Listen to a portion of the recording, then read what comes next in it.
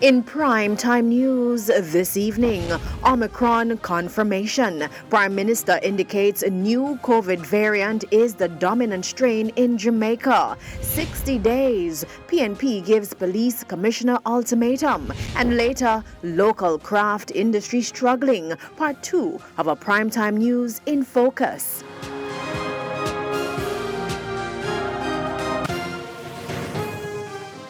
Good evening and welcome to Primetime News. We're live on air and online at onespotmedia.com. I'm Herman Green.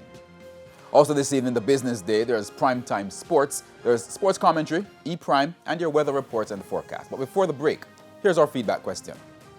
This evening we're asking, what are your views on the government's decision to maintain the current COVID-19 measures despite the current wave? You can share your comments online, facebook.com/televisionjamaica, or tweet at TelevisionJam1. Please stay tuned. Primetime News returns right after this break.